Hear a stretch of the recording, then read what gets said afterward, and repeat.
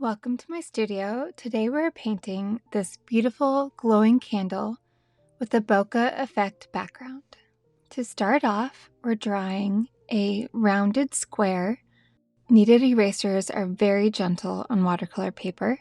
Using my number 2 quill brush, I am wetting that little rounded square. Quill brushes are fantastic when you want to put down a lot of water all at once, as they hold more water than your regular round brushes. After making sure that the square is very, very wet, you can see the shine on the paper, I'm dipping my quill brush right into my yellow. This yellow is the cadmium yellow light, but you can use any yellow that you have. And I am dabbing it into the water. This way, the color at the base of the candle will be the darkest or thickest. When I'm happy with how it looks about halfway up, I go ahead and wipe my brush off onto a paper towel, and then very gently I'm pulling some of that yellow up in short little strokes up to the very tippy top of the candle.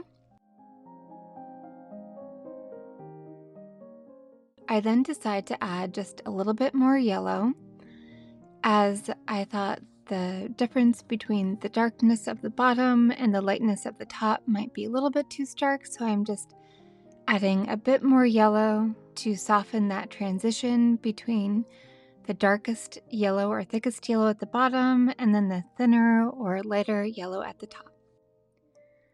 Once you're happy with the yellow, find the center point of your candle on the top and put in a little line for where you want the wick to be.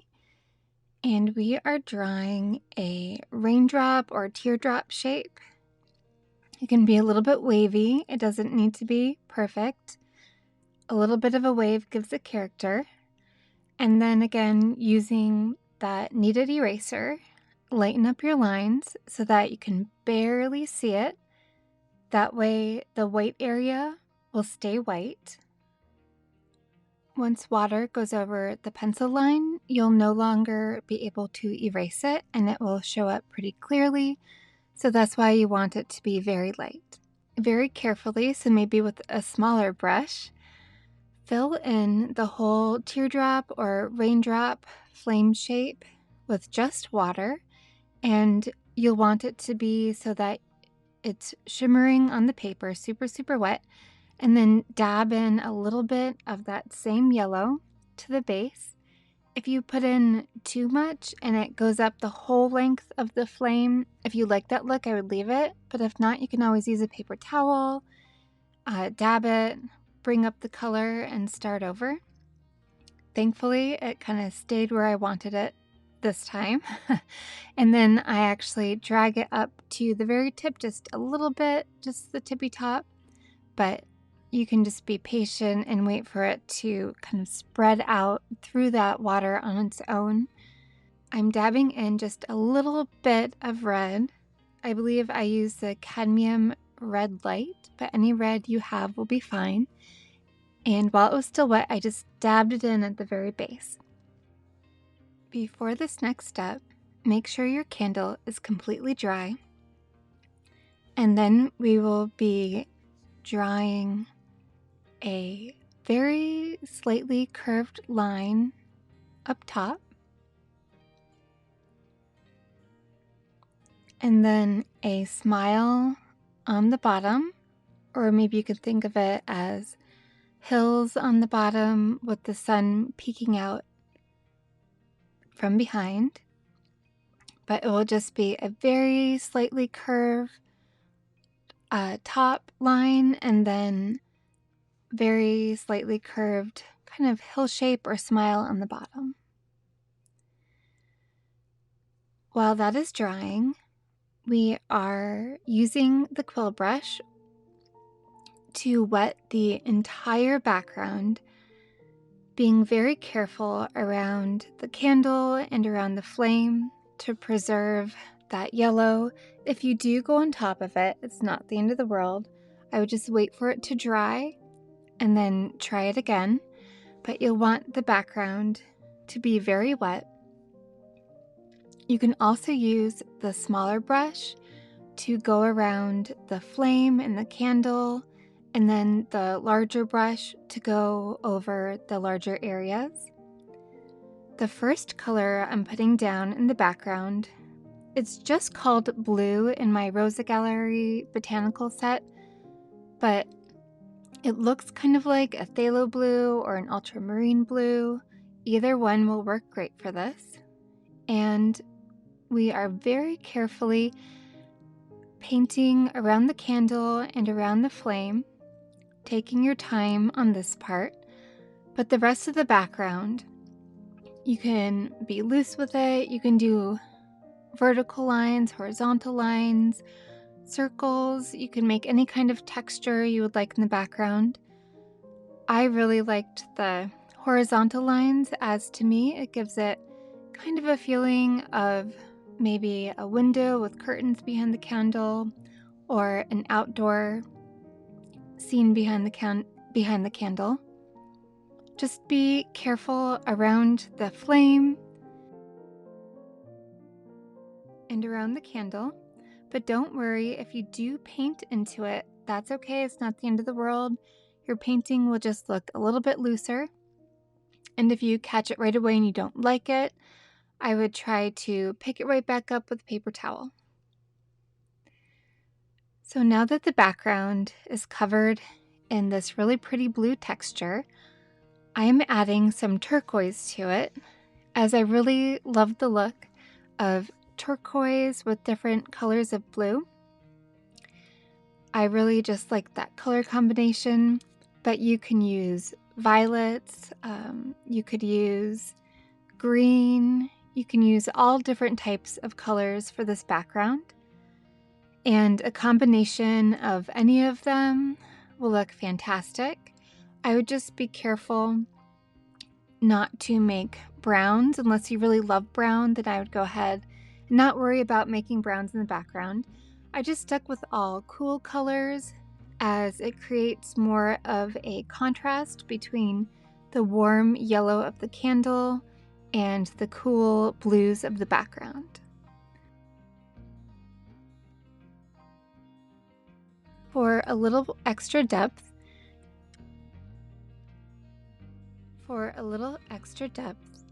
I'm adding black to the background while it's still very wet, so that it will blend in smoothly with the blues that I have. You could use a dark purple, you could use more blue. I just happen to like the look of this black with these blues, the blue and the turquoise. This black is called Black Grape from the Rosa Gallery collection, and it does have more of a purpley blue color to it, which I think goes really well with what I was trying to achieve. Some blacks look a bit more brown. It just depends on what pigments they use to make that color black for that particular paint. After your painting is completely dry, we'll be using cotton swabs or Q-tips for the bokeh effect in the background.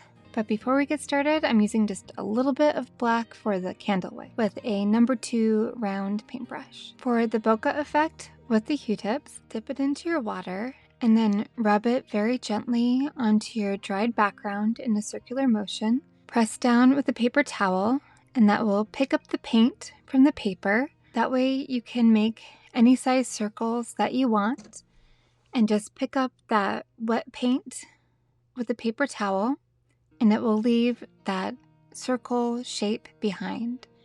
Make sure that you dab to get all of the wet paint, so that you're not leaving what might look like teacup rings on your paper, so they look like more of a soft circle effect. For the pine branch that the candle is sitting on, I'm painting it with just water first to help loosen up my strokes, to help loosen up the paint when I'm putting it onto the paper.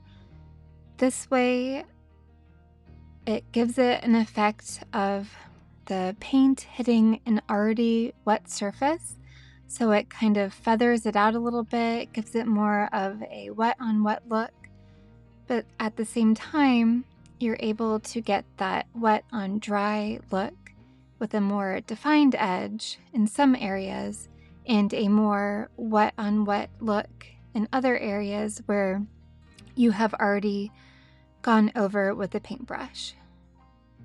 I sped it up for you as there are a lot of little brush strokes which take some time. I'm adding in a pine branch with a little twig of it going right across the candle, and I'm starting off with a green. It's called Just Green in my Rosa Gallery collection, but it's more of an olivey green. It's more of a warm green, but a little bit deeper.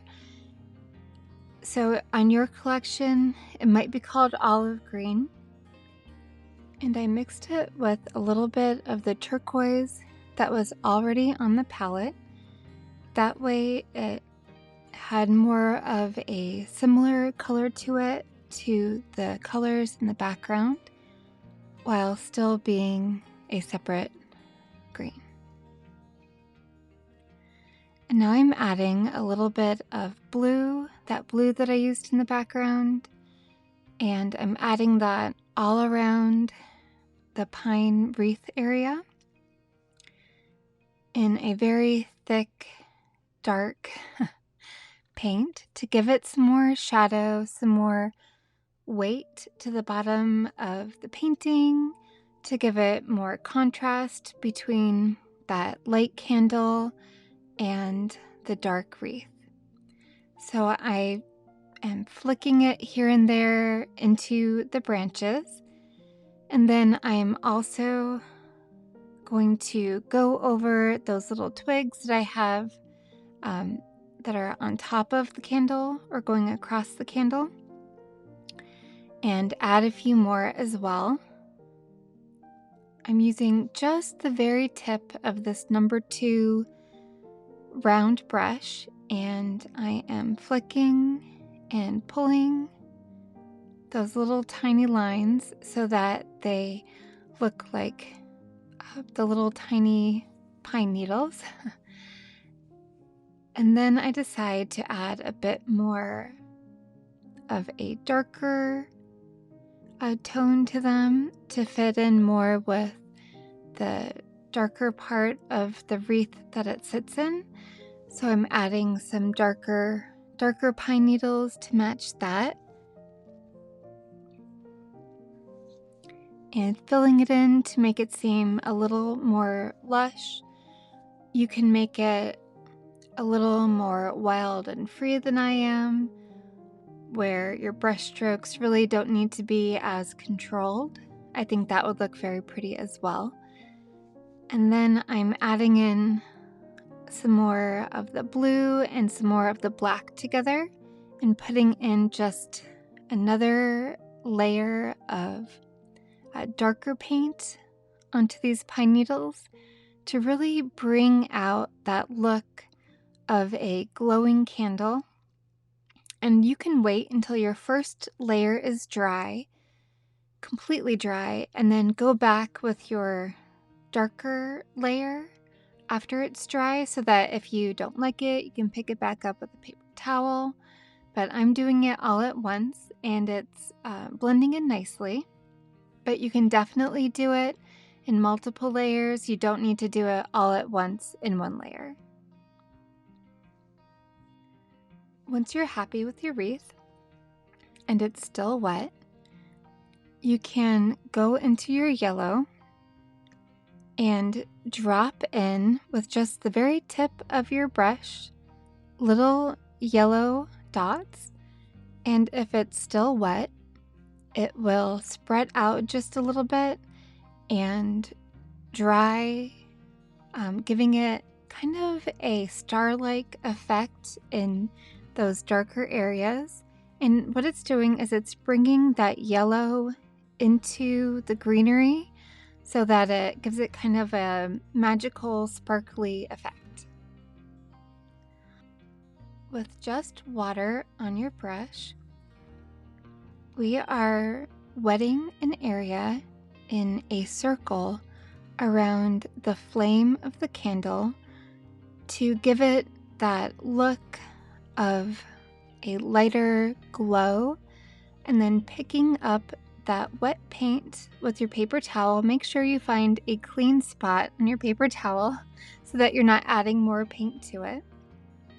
And you're just dabbing and picking up the areas where you want it to look like the candle is glowing. Mine looked a bit too much like a perfect circle, so I was adding some more lines here and there to make it look less like a globe around the flame and more like the flame was leaving a lighter glow around it. For the bokeh effect, I decided to mix a little bit of white into my yellow, as I thought the first yellow might not be quite as bright as I wanted it to be. So the white watercolor is more opaque, which it's a little bit thicker, and it helps that light yellow kind of pop off the page just a little bit more. But I'm just painting a few of these little bokeh circles to make them have a bit of a yellow glow, as I think that's such a pretty effect. You can also use a cotton bud and dip it into the paint and then tap it into the circle that you want to paint yellow, or you can add new ones as well in that same way. The gold paint adds a little bit more sparkle, a little more fun, and this is a Winsor & Newton Cotman Metallic Gold watercolor. Using the size 2 round brush, I'm adding it to the flame and then a few of the bokeh circles here and there for just a little extra sparkle. I'm very happy with this watercolor. I hope that you get the chance to try it out. I think it is simple and magical, and let me know what you think. I'll see you next time.